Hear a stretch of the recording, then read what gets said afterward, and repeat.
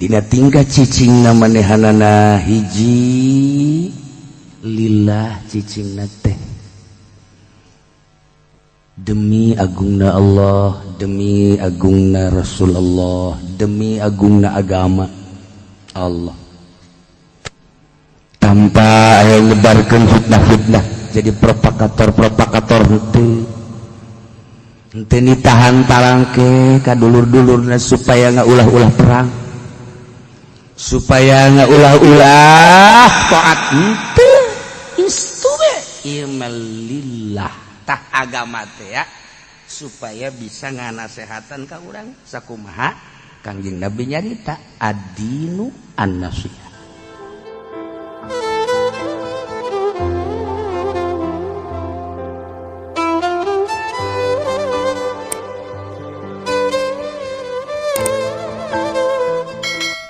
Ad-dinu an-nasihah.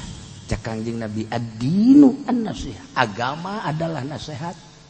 Agama adalah nasihat. Agama adalah nasihat. 3 kali Kangjeng Nabi ad-dinu an-nasihah. Ad-dinu an-nasihah. Ad-dinu an-nasihah. Urang geus boga agama. Agama teh nasihat. Urang kudu kanasehatan ku agama. Mun bener-bener urang beragama nasihat agama teh ad-din an-nasihat. Agama adalah nasihat. Jadi lamun deuk naon teh atuh si agama teh kudu bisa nganasehatan urang. Nu mantap cek sahabat teh iman ya Rasulullah nasihat teh ka mana? Ka saha? Cek Kangjeng Rasul lillahi wali kitabihi wali rasulihi wali a'immatil muslimin wa amatihi. Nasihat teh nganasehatan menuju lillah, menuju kitab Allah, menuju Rasul Allah, menuju a'immatil muslimin, menuju ammatil muslimin. Tah agama teh supaya bisa nganasehatan. Ulah ngajualan agama. Ieu mah agama dipake tatanjak, dipake taraje, dipake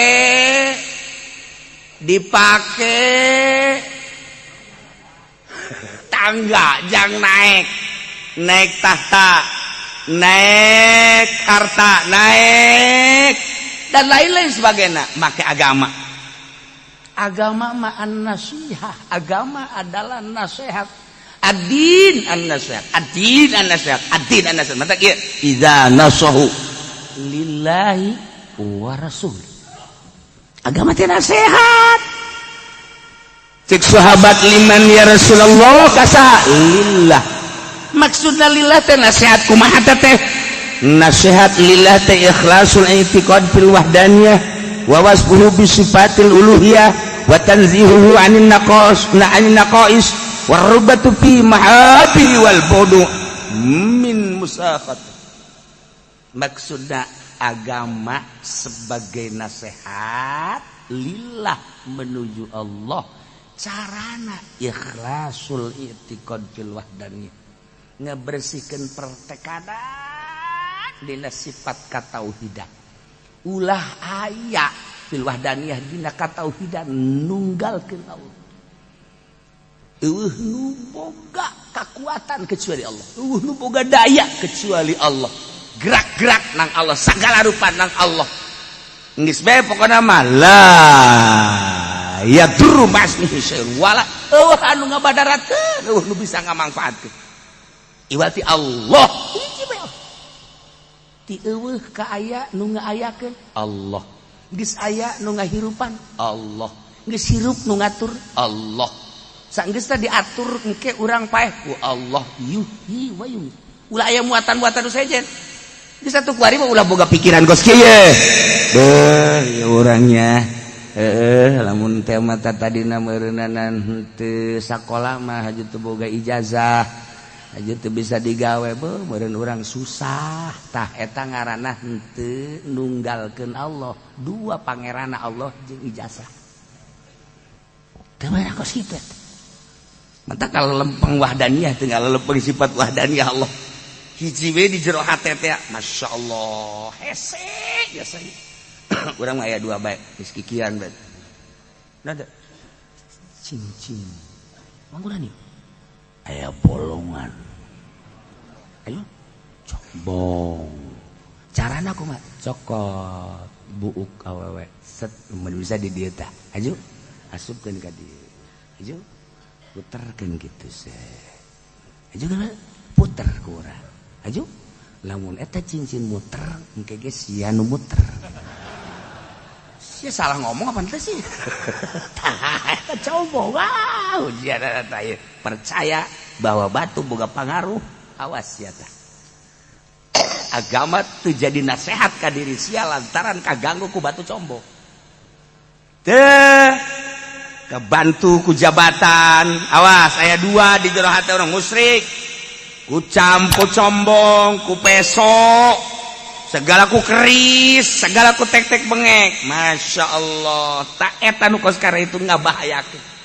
adin an-nasiha lillah bisa bersihkan ikhlasul itiqadil wahdaniyah maningan kurang ngaji wujud kidam bako mukhalafah lil udah sampai selesai wajib dan 20 mustahil 20 sampai selesai kabagi sifat nafsiyah sifat salabiyah sifat ma'ani sifat manawiyah tak eta bae supaya mantap ka Gusti Allah ulah aya naon-naon lillah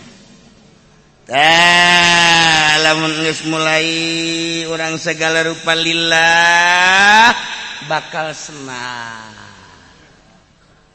dicontohan ku sa ku Kangjeng Nabi urang Kangjeng Nabi Musa hayang mantep ka Gusti Allah padahal mah nabi nyana kholwah 40 poe 40 detik Kangjeng Nabi Daud padahal mah nabi kholwah 40 poe 40 detik Kangjeng Nabi Sulaiman padahal mah nabi diangkat ku Kangjeng ku Gusti Allah kholwah 40 poe 40 detik Kangjeng Nabi urang bot tanding kholwah 40 poe 40 detik Kangjeng Nabi urang besar urang kan can pernah kholwah urang oh can pernah urang dicoba ku urang bebe jaga pemajikan neng kakak ngadenge ngaji aya kholwahan neng ayo dek nyobaan atuh masalah kakak ulah diganggunya iya tuh moal geus si kakak dek di kamar ieu bae nya neng ulah ngaganggu kakak moal ngaganggu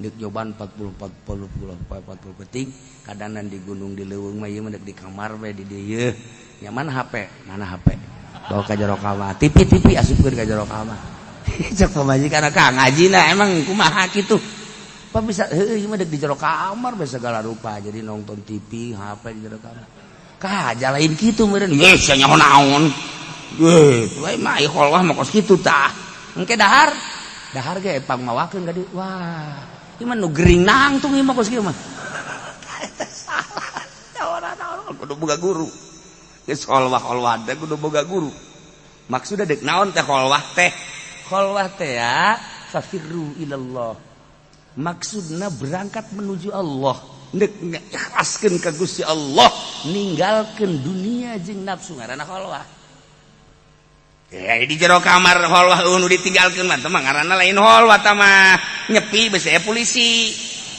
kos kitu mah kholwah mah lain kitu dek ditinggalkeun ye nafsu makhluk dunia aingna dek ka Allah dek ngageserkeun roh dek ngageserkeun ka hayang nu tadina hayangna kana dunia supaya ngageser leuwih ka akhirat carana kholwahkeun kudu aya guruan jadi kan urang mah teu ngageser ye urang mah teu ngageser kerja di kiai kerja di santri mah rada deres gedean ka Allah barang jadi kiai ku digedean ka berkat tuh ieu teu geser-geserkeun urang teu ngaji teh ieu nu mantak urang ngaji teh ku lagi nyaho ieu loba kiai nu jelas mah hayang ngageserkeun perasaan hayang ngageserkeun perasaan ulah resep bae kana dunia kumaha sih supaya resepna ka akhirat geus bisa 50% beta tek ka dunia 50 ka akhirat 50 geus lain deui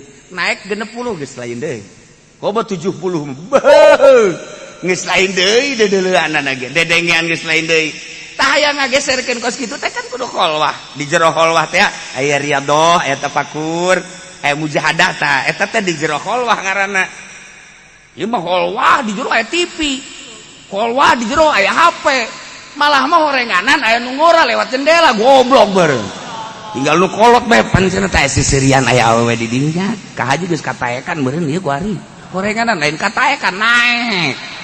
Iya. Allah teater ya tuh ngajarkan. Aya nu ditinggalkeun berarti menuju Allah. Kholwah.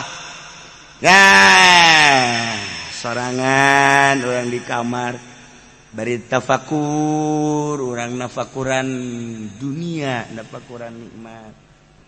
Amere Allah segala rupa maha besar Allah, ulah nafakuran Allah. Terus kabelah ditulah naik karesep urang teh awat. Sia teh ieu teh geus sabaraha umur teh dititipan ilmu ku Gusti Allah. Anu cek Allah ulah resep dunia tapi sia masih kana resep bae kana dunia, resep bae kana jabatan.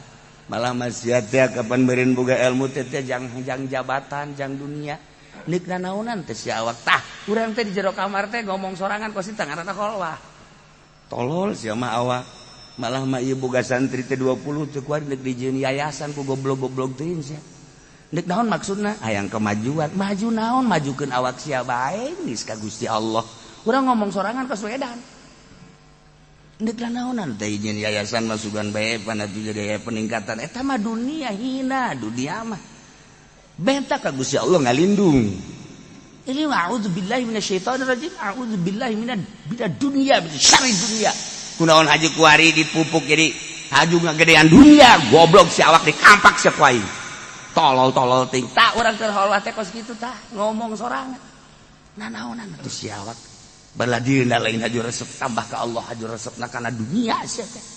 Ku batur mah di kiai-kiai malah ku batur mah di hebat-hebat horenganan cak Allah basa teh bajigan goblok beureun sia. Tolol manusia. Aki-aki goblok tolol. Goblok sia. Ieu teh nyodis sia goblok tolol. Bangsat sia.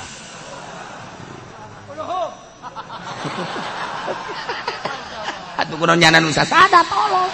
Ceuh, ieu keur ngomong ka mana sakanyana tolol teh coba eta. Ye, orang bangsat beneran.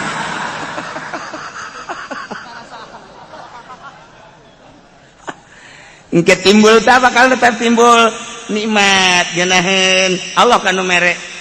Engke bakal Allah nu mere rasa makan ti Allah. Mulai kuari bener tadi kitu-kitu mah kurang di kitu-kitu kurang. Hina aya engke Allah mere mungkin seminggu, sebulan, setahun aya. Set.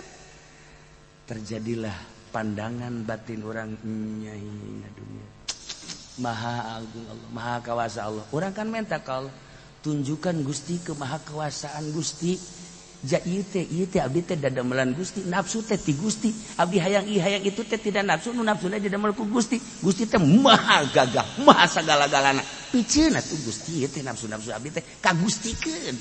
Lamun urang terus dibere ke Gusti. Set. Indah di umat geus. Teu hayang babaturan ngajak geus. Titit. Aman ieu mah Haji. Titit. Geus tah jadi teh heula bae. Ayo di sakadi. Titit. Ayo. Ente geus terus. Ente geus teh heula bae. Ih, ieu mah kauntungan. Lamun ieu urang berangkat ieu urang menang 10 juta. Saleng kadok. Ente geus teruskeun bae. Terus geus tayang. Bener tah? Geus dangan nu sajen bae. Henteu naon teh. Batur geus bingung. Kok jadi kos kieu nya na? Tah, jangan sorangan di kamar. Kebal-kebal mancing ku sendal.